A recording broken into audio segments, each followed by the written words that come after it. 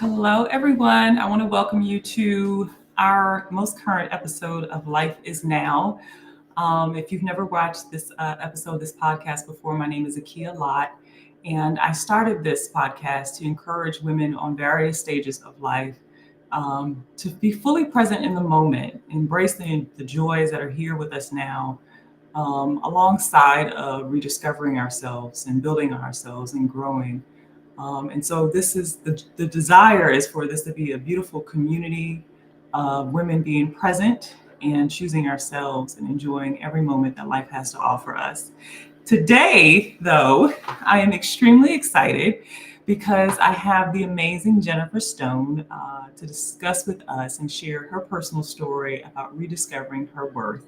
I think this topic is so needed and it's so valuable because sometimes in life we find ourselves as women shrinking ourselves to make other people comfortable.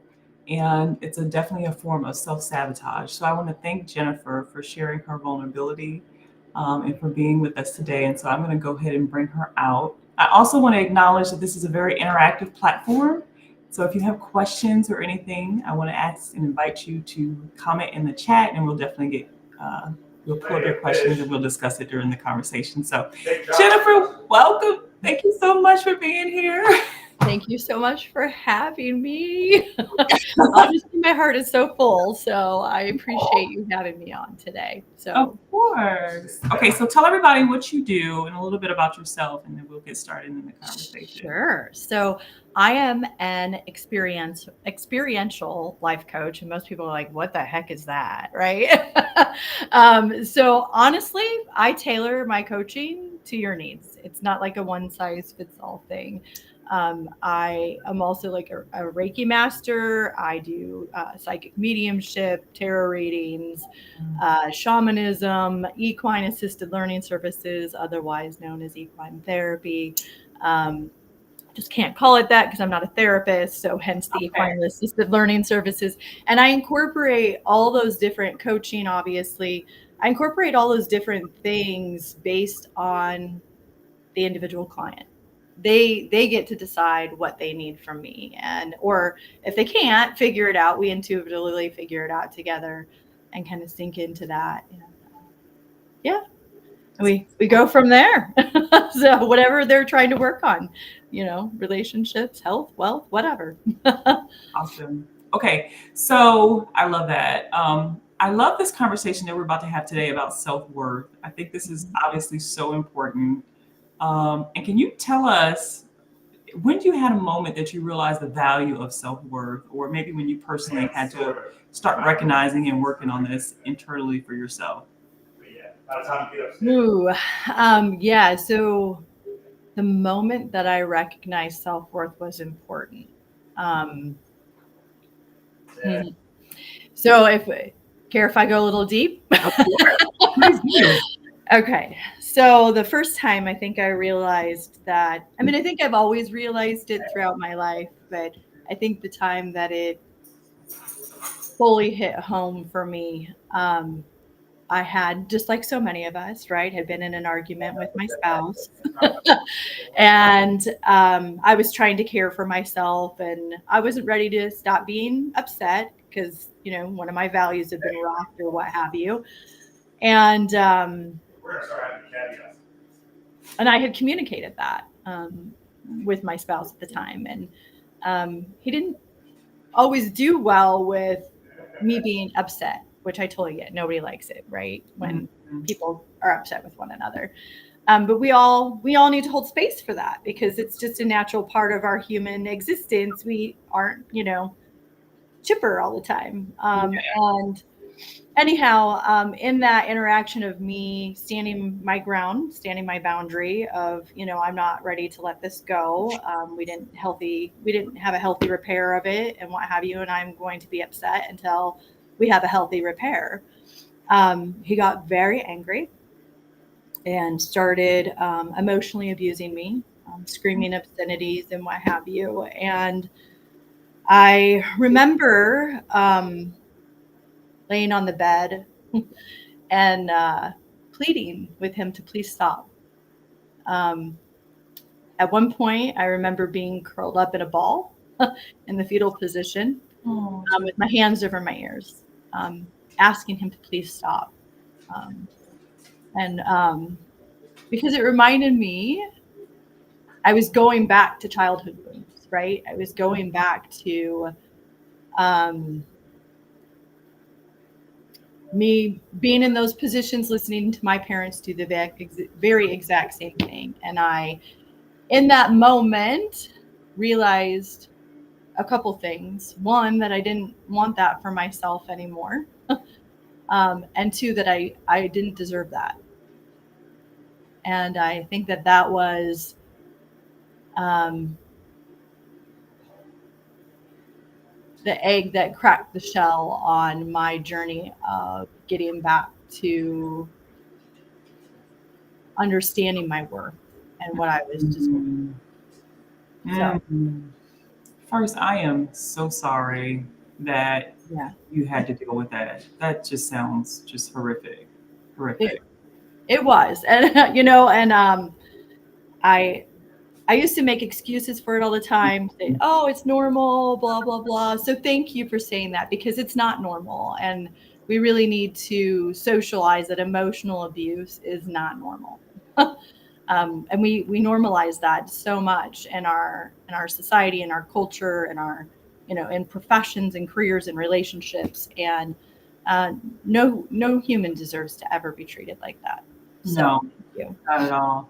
So let's for the Mhm. people that are watching that are maybe saying, because physical abuse gets a lot of light, honestly. Like a lot of people talk about and understand what physical abuse is, obviously, because it's easier to understand. Mhm. Like talk about what emotional abuse is and how to recognize it in a relationship. Yeah. That's, I love that fact that you're bringing this topic up, because you're right. It's easy to explain physical abuse because you can see the scars, the wounds, the whatever. But the emotional abuse stuff has been some of the hardest of my life to work through. And and it comes in all forms.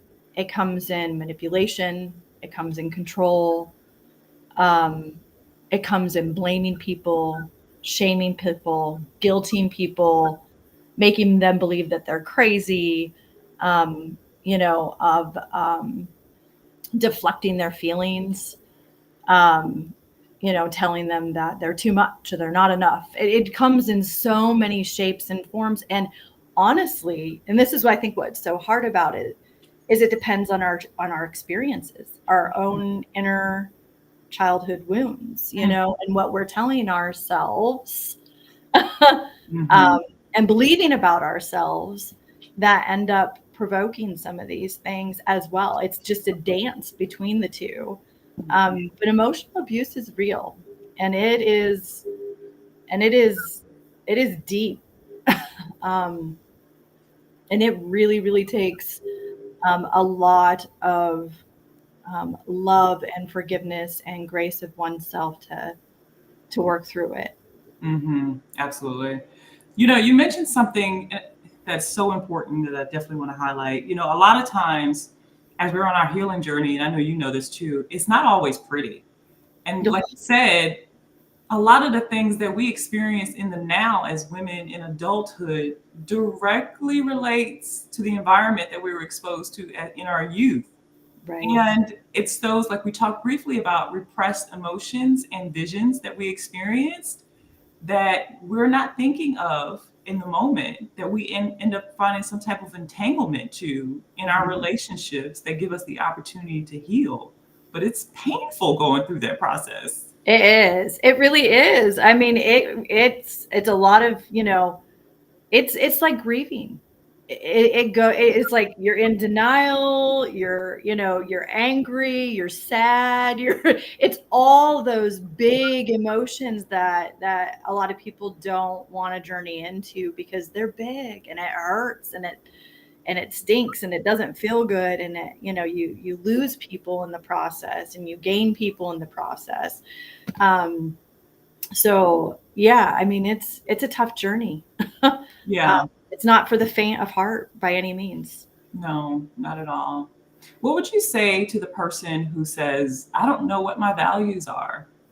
Mhm. How do I know what my values are? When I start a relationship, how did you know what your values were? I didn't. And that was part of the problem, right? I didn't know what I deserved. In fact, I remembered laying on that bed um, afterwards and thinking to myself, I'm not good enough. Mm, There's nothing I can do to make myself good enough for this man. And and he deserves better. I honestly, like, I thought to myself initially, he deserves better than that. And he can't give me what I deserve. Like, that was like my initial, like, pop of my thought. It had nothing to do with me other than I wasn't good enough. I wasn't perfect mm-hmm, mm-hmm. enough. Yeah. and and I had to literally stop to answer your question and start asking myself, what do I value? What are my standards? What do I want my life to look like? And not coming from a healthy childhood or relationships there, I didn't even have, I'm like, where do I start? Where do you even Yeah. start? Like, and there's not a lot of examples of people modeling it, right? Honestly, I started, I'm trying to think, like, I actually went and gave myself self-love and self-care. Like, Mhm. I started by regulating my body, trying to regulate my body. I went to a Reiki session and I'd never been, I was like, what the heck even is that? Right. Like, but Yeah. somebody suggested I go to one because they thought it would help calm my nervous system. And so I Mhm. went. um, and then, um, and then I started researching. I could not stop, like, looking up, like, what do healthy relationships look like? What are healthy values? Like, I mean, that's how I started. And then I really tried to um, dabble with, well, what works for me, right? These people are saying this is what works for them, but what actually works for me? Like, Yes. so that's how I began. Yes. Yes. Absolutely. Yes. Those triggers.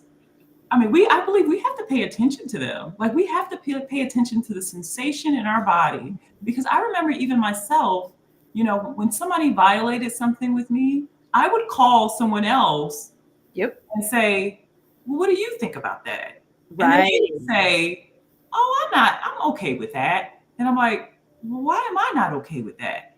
Right. And then I would judge myself for not Yep. being okay with that. But the reality is, we're totally different people. Absolutely. Absolutely. And you hit the nail on the head. That's exactly it. Our experiences are different, but we look for it to everyone else to validate us. Yeah. But what's for one person isn't for someone else. Yes. So it's really, and it is, we're judging, then we start to judge ourselves and then we start to reject ourselves. And that dynamic. I mean, it just creates so many downstream impacts to our health, our wealth, our own emotional well-being, like our abundance, like everything, our relationships. It's like a snowball effect. Um, Yes. and so, yeah, it's really important to stop and ask yourself, is this for me? Yes. Yes. Absolutely. So the research that you started doing, were you doing this while you were still in your marriage? And how long did you actually, unfortunately, endure this type of suffering? Yeah. So, yes, I started it while I was in my marriage. Uh,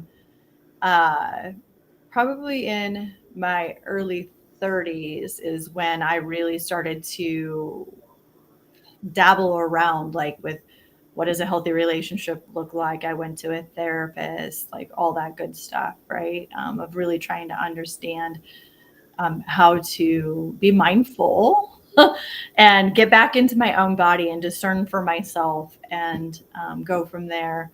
I was in my marriage for almost 17 years and with him for 20. Mhm. Um, so it was a long time. And, he wasn't the first relationship that I had had like that. It was a repeating pattern Yes. in my life. Yeah. So, yeah. So did you ever have like a breaking point? I know you talked about the emotional abuse, the yelling, the screaming at you, making you feel small. Was there something that happened that made you feel, or was it the series of not being in an environment that felt loving and nurturing that just pulled you down, that made you feel like, okay, this is enough? Yeah. I mean, I think it was a series of different things, like of, not having the love and support and so on that had progressed over the years. I mentioned I was going to therapy, and we actually started out in couples therapy. And at one point he said, well, the problem's you, not me. So you can just keep going, right? I'm not going to do this anymore with you. You've got this. And so, kind of reinforce that, like, I need to fix myself. There's something wrong with me. And when you come from a broken, or I shouldn't say broken, when you come from a family who has a lot of unhealthy patterns itself, you immediately assume, well, I'm the one that's broken, right?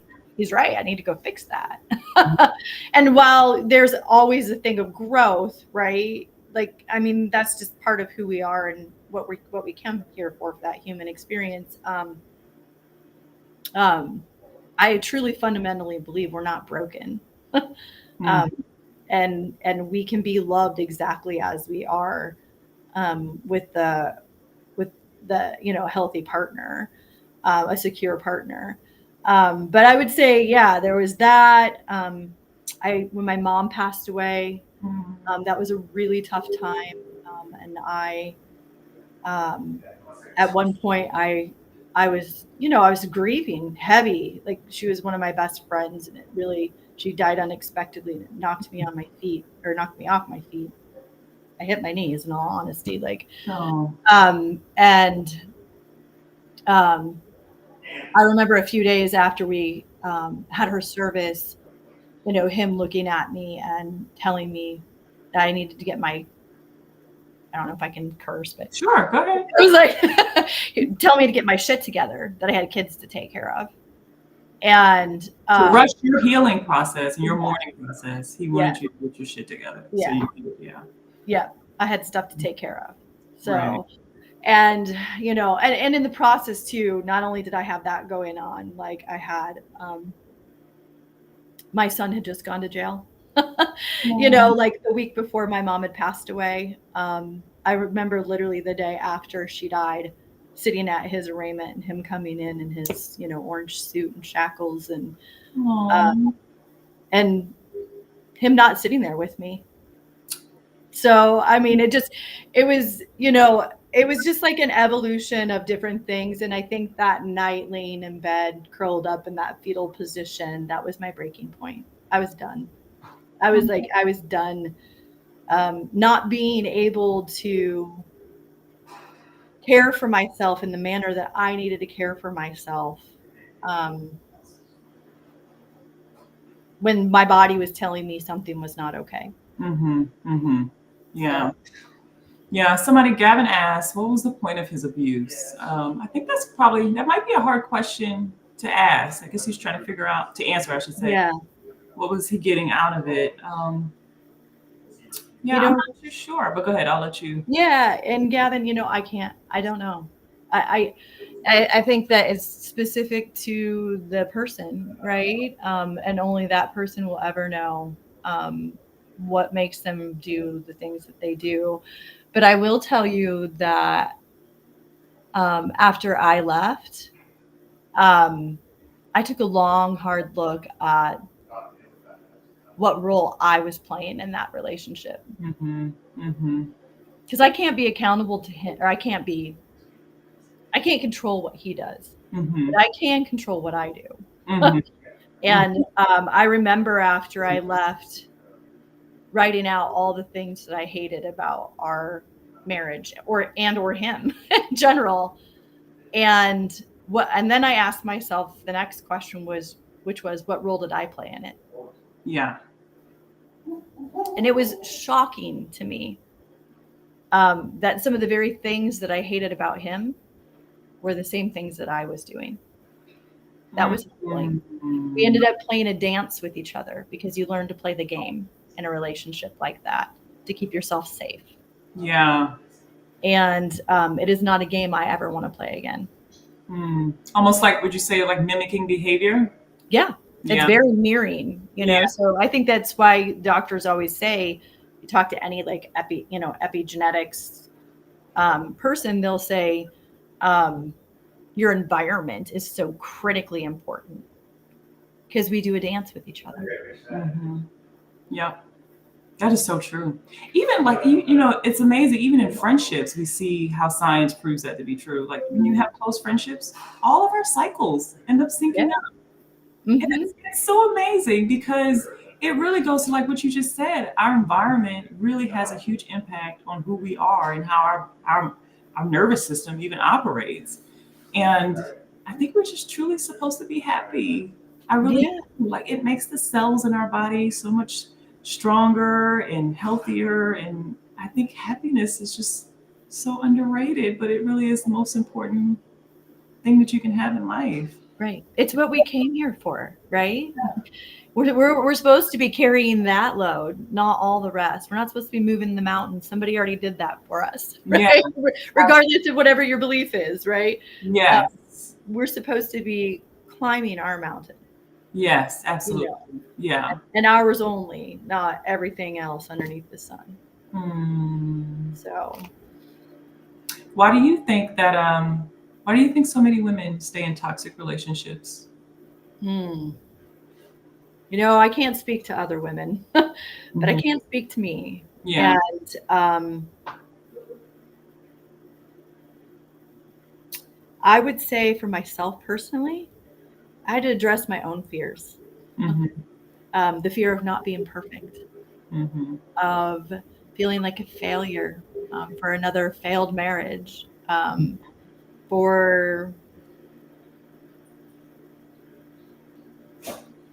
having to fully take care of myself on my own again. Mm. um, I didn't want to be lonely. I didn't want to die alone. Um,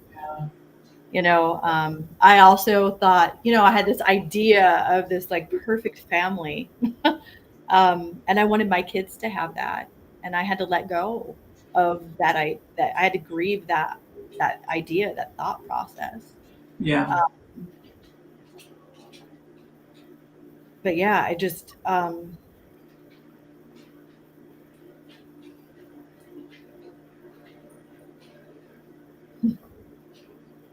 yeah, it was really just addressing a ton of my own fears Yeah. of worth, right? I mean, Yeah. I think we're all given a blueprint of what worth looks like in this society, cultures, whatever, right? Yeah. Have this beautiful family, have this great job, work hard and you'll get what you need, all this stuff. And when I was doing all those things and still not getting it, I Mhm. honestly thought to myself, gosh, I'm not good enough. I'm not, Mhm. I'm not worthy enough to receive this. I must be being punished. Like, Yes. stuff like that. I mean, I stayed, I think, a lot until I was able to just surrender, to let go, to stop telling myself the stories I was telling myself. Yeah. Sometimes I think that I wonder if our fears are a roadmap to happiness. I think they totally are. Yeah. Yes, Yeah. absolutely. Because they're telling us what we want and what we don't want out of life, Yeah. right? And it is our roadmap. It's our own personal blueprint. And again, everybody's experience is different. Yeah. And no experience is wrong. No. Mm-mm. Ours. Mm-mm.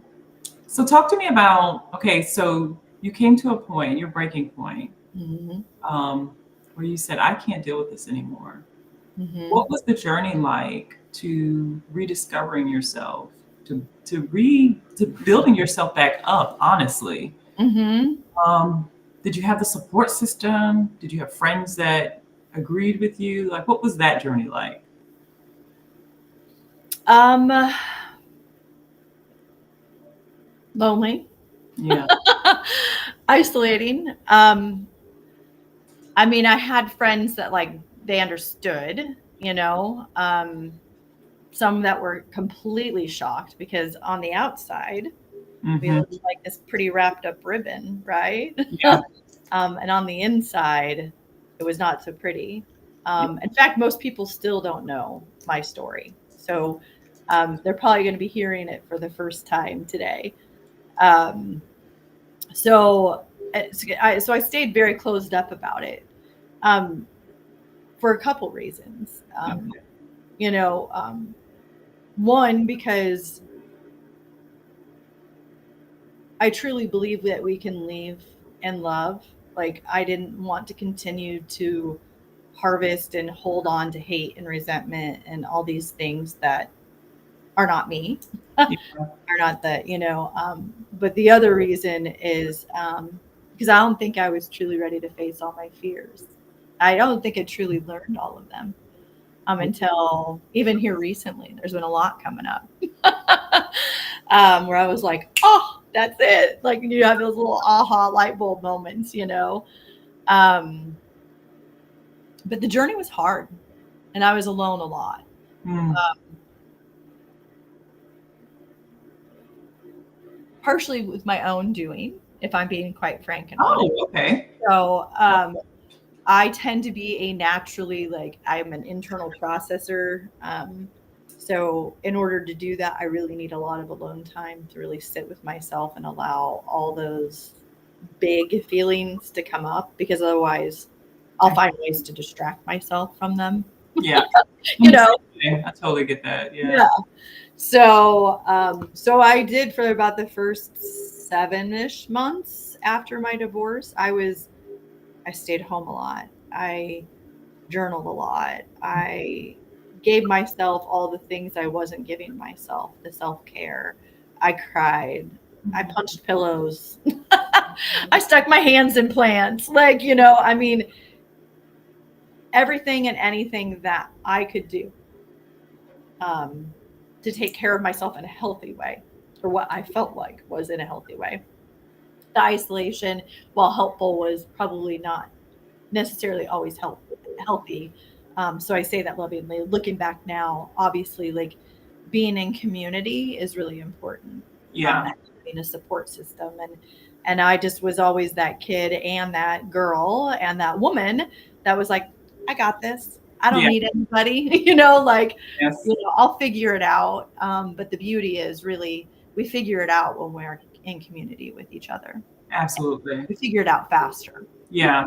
Sometimes I notice, even with myself, feeling embarrassed about my circumstances prevents me from like building community and connecting with other people. And then once I get past my own like feelings about my stuff, I realize that other people open up also, and they're like, they have the same stuff going on. It like Yeah. normalizes it. Like there's so much that people are going through, but we're all just afraid to tell each other sometimes. Right, absolutely. Because how many of us on this call, and you and I, how many of us have been in a bad relationship? I mean, hello.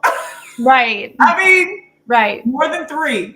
right. How many of us have had horrible things happen to our kids that we're ashamed to sit there and talk about? Yeah, You absolutely. know, or had somebody Absolutely. pass that we love, or whatever, Yeah. right? Or Yeah. felt unsupported, or I mean, but those are our superpowers. Hmm. Our pain is our power. And it's our pain as our power to connect with other people. It's our power to come home to ourselves, to that blueprint of Yeah. who we are. You Yeah. know, and that's the beauty in sharing that in community, in with people that feel safe, um, or just sharing in general. Yeah. You Absolutely. know, I don't even know anybody on this call, and if they're safe, it's important. They're agreeing for sure. So, Yeah. so And you mentioned something that made me think, how many of us have been in bad relationships, but how many of us have been in bad relationships with ourselves? It's like that's that where was it the all first starts. relationship that I That's your had, was the first one with that. relationship. Right. And Mhm. we don't give, especially to girls. I mean, maybe things are changing now. I talk with my children, I know you do as well, about these conversations to try to pass on what we know. But Mhm. how meaningful is it and how necessary is it that we first have a good relationship with ourselves so Mhm. we don't have to feel like we have to tolerate these toxic environments that we put ourselves into? Right. And you bring up something beautiful, Zakia. We put ourselves in these environments Yeah. because when we don't acknowledge that, our relationship with ourselves, what we're telling ourselves, our mindset, and so on, we naturally put ourselves back into the same environment Yeah. because there's no conscious awareness of it. Yeah. And the first step to any change, any new beginning, is to be aware. Yeah. That is it. You're so right. And I get it. It is so hard to say that I put myself in this physically abusive relationship because I've Yeah. done that before. It is so hard. Like it gets and like, oh, I start feeling emotional about it now. The realization of how I place myself in unsafe environments, Yeah. you know? Me too, girl. Yeah, Me too. but we're doing better now. Yes, yes. Because once we know, right? It's like the old saying: once you know better, you do better. We do better. Right. Yeah. And when you make mistakes, because we do, like inevitably you get going and you're like, I'm feeling good, and yeah, and then all of a sudden it's like here we get our little test, and sometimes there's a little self sabotage of going back to that normal pattern, is really giving yourself some love and grace through that, and picking yourself back up and doing it Mhm. and starting over again. Mhm. You know, um, I think that's the part that a lot of people don't talk about. You hear gurus on there and they look all holy and and everybody's like, oh, I want to be them. And we forget to talk about the relapse. Yeah. Yeah. It happens. Yeah. Yeah. You're aware of it. You make the same mistake. You're Mhm. aware that you made the same mistake, and then you make the same mistake. Like it's just Right. Right. it's a process. It is a And process. maybe the fourth and fifth time you don't make that mistake anymore. Right. Hopefully, I mean it's different Right. for everyone, but Yes. Yeah. It is different for everybody. And I think part of it, again, goes back to showing ourselves that we can have different experiences, yeah, really imprinting those new experiences as a part of where we're at now, instead of, going back and going, oh, it happened again. Gosh darn it. Because I think we can get stuck in hmm that wheel of blaming ourselves, shaming ourselves. yeah, You're our own worst enemies half the time when it we comes to, are. We should, right? And really stopping and giving ourselves. So you asked a little bit ago too, and I glazed over this part, but it was a huge part of my healing journey. mm, Is the act of forgiving oneself, right? There's a beautiful, I believe it's Hawaiian prayer. It's the Ho'oponopono prayer, and hopefully I'm pronouncing that correctly. But it is beautiful because it starts with saying I'm sorry to myself when I'm judging myself or others, right? And I use it often, even today, like if I find like I make a judgment of myself or someone else, I stop right there in that moment because I immediately am aware of it. And like, okay, first of all, why are you telling, what's going on? Like I get curious with myself, and like when you talk to a little kid, right? Like, what's this telling you? yeah, Like, like why is it, what's this happening for? And then I move into telling myself that I'm sorry, and that I mhm, forgive myself, and that I love you, and I thank mhm. myself. That's so beautiful. Can't take credit for that one. That's the Ho'oponopono prayer. But somebody beautiful came up with that before me, but I get to share that out because it Mhm. was a huge, huge, huge part, and continues to be a huge part of the healing journey that I've been on. That is so beautiful. That's so beautiful. I Thank think that one of the biggest components that sometimes we miss in our healing journey is recognizes that we're responsible for our own happiness. We really are. And that means taking responsibility on where we place ourselves too. So Yeah. let's talk about the sacrifice. You went through a divorce. Yes. You were with your husband for what, 17 years? Yeah. What did leaving him really cost you? Like Mhm. emotionally, financially, physically, like starting over, the real stuff that sometimes we can gloss over when we're starting fresh to try to rebuild something. rebuild ourselves, honestly, and place ourselves in a safer environment. Yeah. Hmm. So emotionally, I think I touched on that a little bit. Like it was really the grieving process, the giving up, right? The of the life that like I imagined it would be, the hopes, the dreams, the story that I was telling myself there. Um, and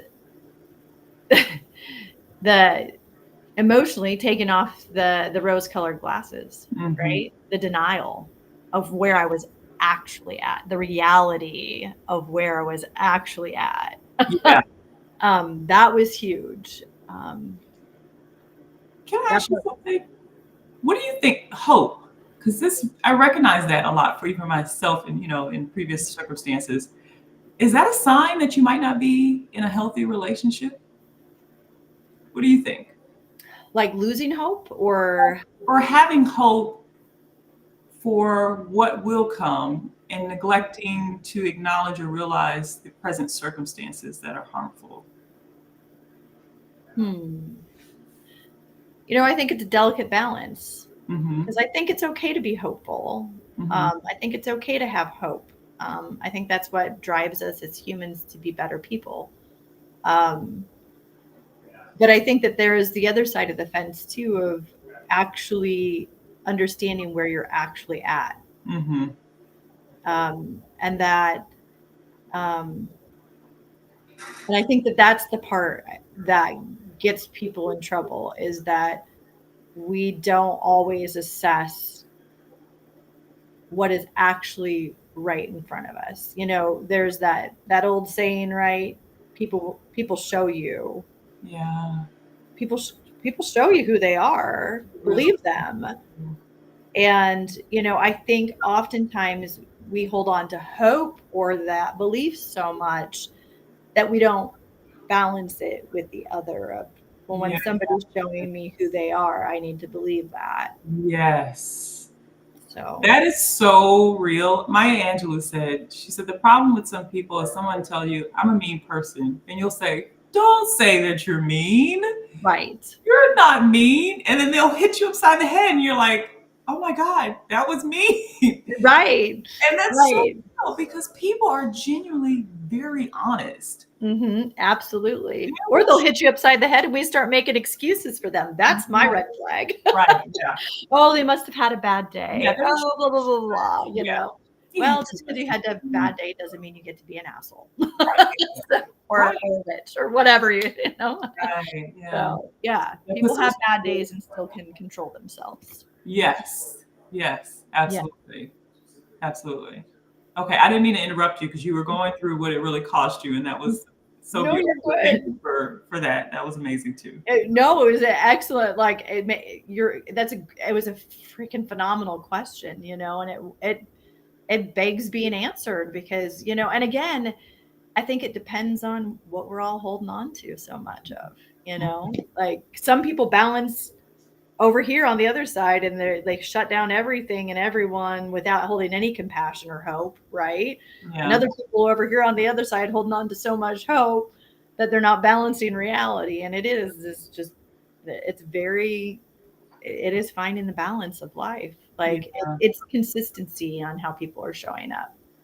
So, um, yeah, and believing that. So, or believing it when it's coming out of their own mouth, right? yes, To your point. yeah, Somebody saying, "Hey, I'm a jerk," they're probably a jerk. yeah, So, yeah. um, but yeah, I would say emotionally, I think that was hard. I was very close with his family, and being shut out of the family, it was like a straight up like, well, you're not a part of our family anymore. Have a nice day. Even though I, was told, you're like a daughter to us, and da da da da. So that was extremely difficult, moving through that process of recognizing that I wasn't a part of the family, and truly a part of the family, the way that I had been, of course, by my choice too, right? But the other side of that is I've also seen people still be a part of each other's lives in a, in a healthy way. Um, so, um, so, I couldn't rationalize how love could leave that quickly, but I also understood it, right? So, I mean, I was saying, hey, I don't love your son anymore. So, Yeah. so I get it. So, But then also, was it really love? right, Yeah. right. Well, and here's the deal, like, um, that's a good question too, because it can be on one side of the house, but love is reciprocal, Yeah, right? it is. And to your point, like when I had done my reflection of how I was showing up in the relationship, it was not loving. Yeah. I thought I was loved and I thought I loved him, but it was Yeah. not loving to him either. Yeah. So, I mean, neither one of us were showing up in a loving way. Right. So, Yeah. and I had to like print out the Corinthians thing, and I literally wrote out, like, I would look at it every single day saying, what is love? I would even Google the words to understand the definition behind it even more. Yeah, Oh, this is how my wow. brain works. Wow. Again, it's like that research mode. I was like, I need it. I couldn't get enough of it. But yeah, financially, like, oh, good grief. I mean, we went from, 2 6-figure incomes to, my income only. His family is very wealthy. So we were used to living a certain lifestyle, and I moved myself into a 3-bedroom apartment from a, 5-bedroom, 4-bathroom, super cozy, comfy house. Um, you know, um, I actually, I know this probably speaks more to the body part or the physical part of it, but shortly after, um, I had gotten diagnosed with 2 autoimmune diseases, and as well as I ended up with a dissected carotid artery. And so I had like a health journey after my divorce. And, um, and I ended up having to cash out my 401k because, of course, they were like, they couldn't do surgery on me because of the area that the carotid artery was. And so they were like, oh, you need to naturally heal. And in order to do that, like, you need to not have stress. Right? Who the hell doesn't have stress in their life? Yeah. Like, because you could die. And I was like, oh, okay. So I quit working for 3 months to take care of myself. Learned that the job that I worked at did not offer short-term disability. Oh, So there was all that financial worry. So I cashed out my 401k and lived off that, and to take care of my kids and I for, the 3 months that I was off work. oh, wow. So yeah, there is so much that it cost me through it, but there's also like, I wouldn't change it Oh, for the world. I would not have changed any of those things that I had to give up, or the health scares, or or the emotion, the giving up of the dreams and hopes and whatever, for any of it. mm. Not for 1 second. Oh, So, so beautiful. Sometimes I wonder if people glamorize toxic relationships. And I'm curious to ask you, is there one thing that you think that we don't talk about enough in regards to toxic relationships?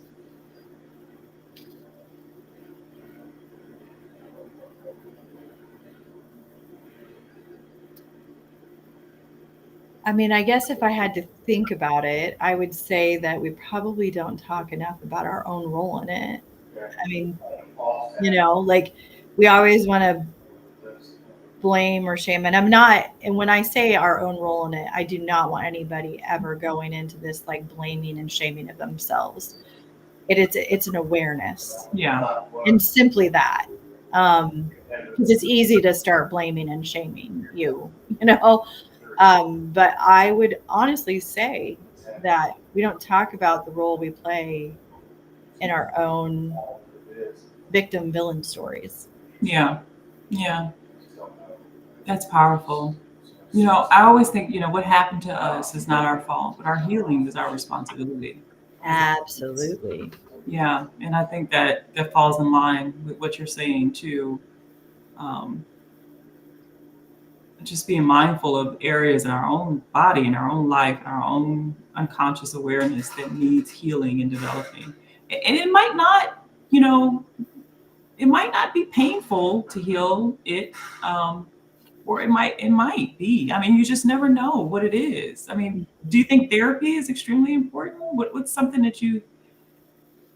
I think there are tons of things. I think it depends on what you need at the time, and we need to honor what our bodies need, right? Sometimes it's to talk and to sit in that space of getting it all out, which therapy is so freaking incredible for. Yeah. Other time, I don't know if anybody's ever read like The Body Holds the Score, right? Our body Mhm. holds this crap. Another time, it's getting it out of your body, in whatever way feels appropriate for you, in a healthy way, hopefully.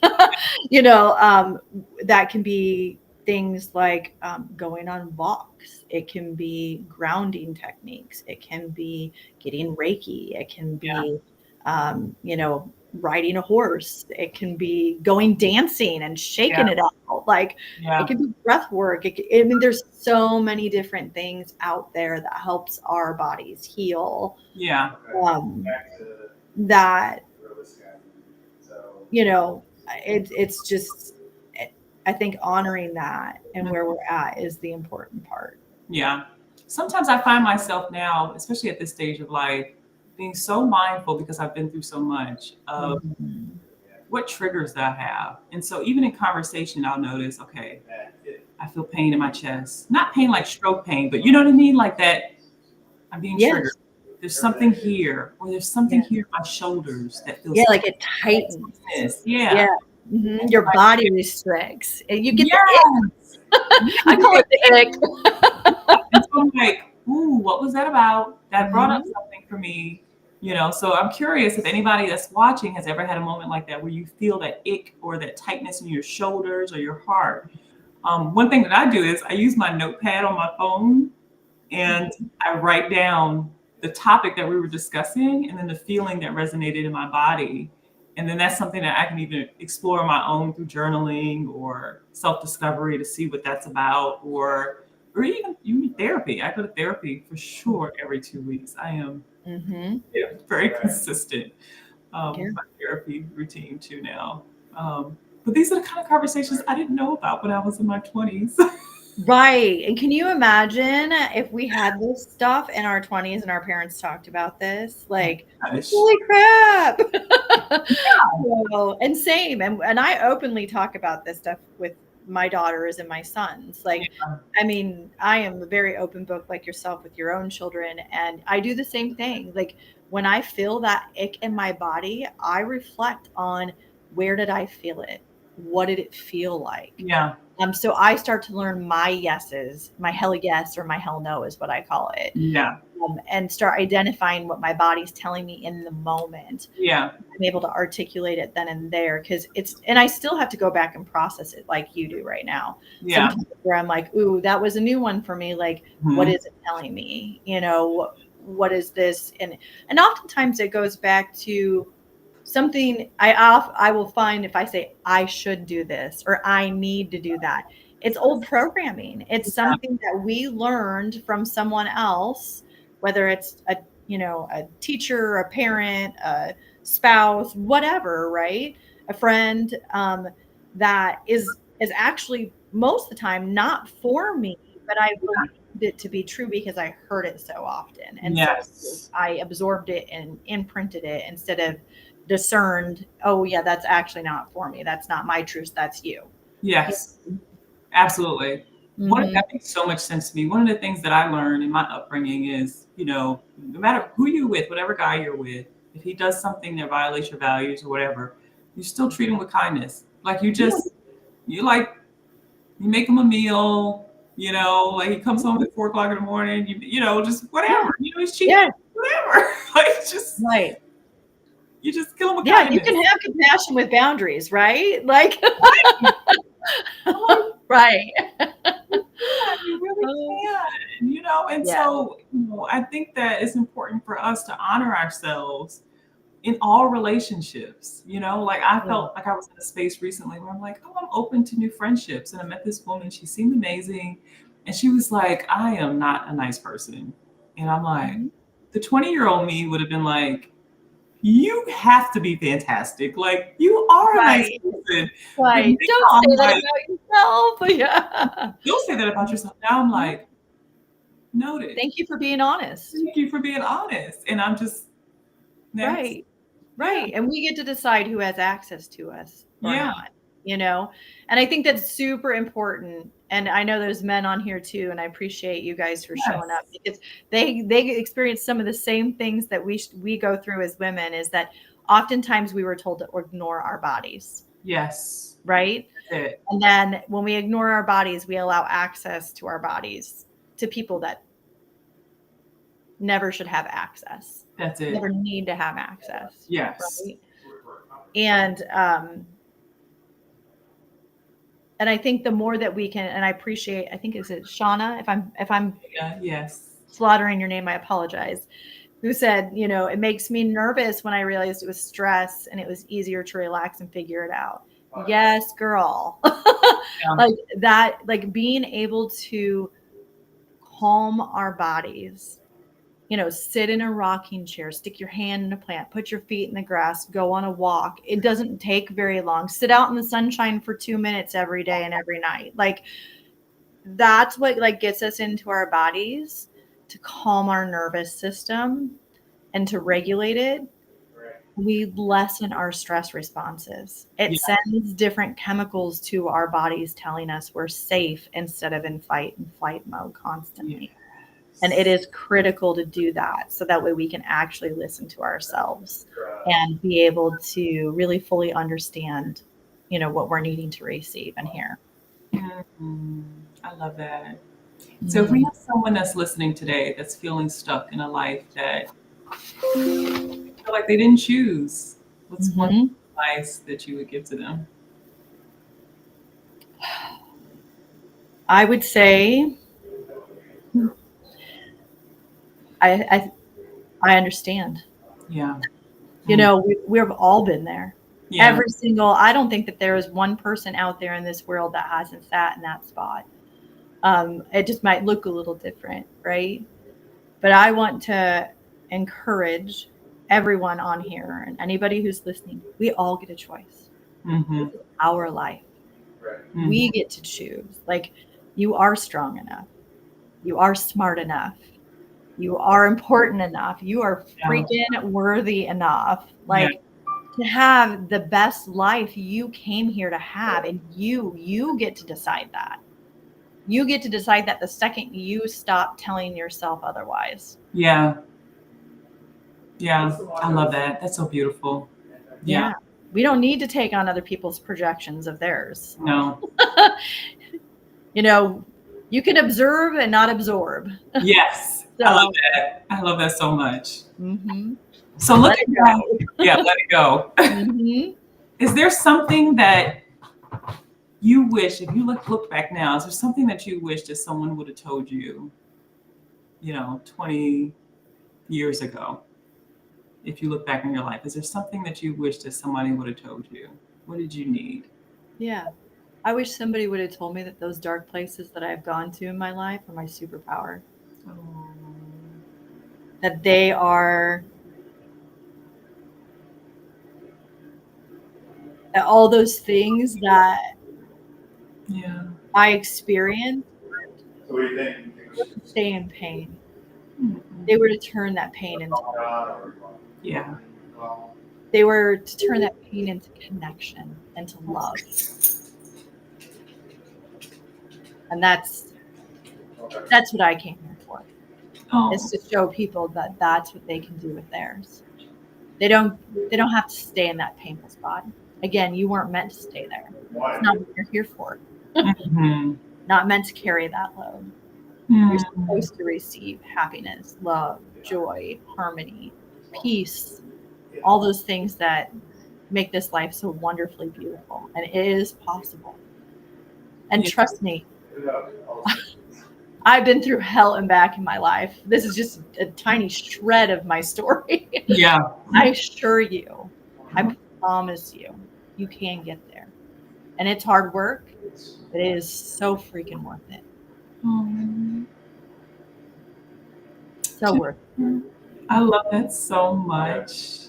Oh, your story that you shared with us today and the wisdom that you shared is so beautiful and so empowering. Thank you so much. Oh, thank you for having me on. And thank you for the beautiful dialogue going on the side too. It just makes my heart happy to see, people engaging and connecting with all of us. Yeah, absolutely. So tell everyone how they can stay in contact with you and follow you along your journey. Jennifer shares so many amazing, even micro clips on her Facebook page that are the perfect pause and reset to the day. So feel free to share Thank you. with you. So Jennifer Eakins-Stone is my Facebook page that you're mentioning. It's EAKINS-Stone. And then I'm actually in the midst of rebranding my business. So I will be pushing out a new website and platform page. I'm creating some channeled programs to help people get to their best lives and all that good stuff. So those will be coming out here in a very near future. But if you need to call and chat, my phone number is 515-499-4227. I am here for that. If you're wanting any services or what have you,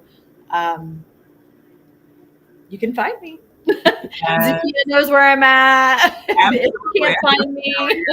I know where you're at. Right. I just pasted her Facebook page onto the chat, so you can go ahead and follow her there as well and reconnect with Jennifer directly. Jennifer, again, I cannot thank you enough. I think that this was the beautiful start to many people's day. I think that, there's a lot of people who are at work right now, but I'm so grateful, first of all, that you spent your lunch break, your time with us. Share this message with a woman, a man that you feel like this can connect with and help them and strengthen them along their journey. And Jennifer, I thank you again. And I look forward to talking with you soon on this podcast. Yeah, thank you for holding the safe place to have these conversations. My heart is forever full and grateful to you and all who showed up today. And that parting gift of no matter where you're at in this stage of life, like you got this. And it's important to take time for ourselves. So thank you for giving me the gift of taking time for myself today so I could share it out with others too. So love you guys. Okay. Y'all have a great day. Jennifer, I'll talk to you soon. Dude, take care. Bye, everyone.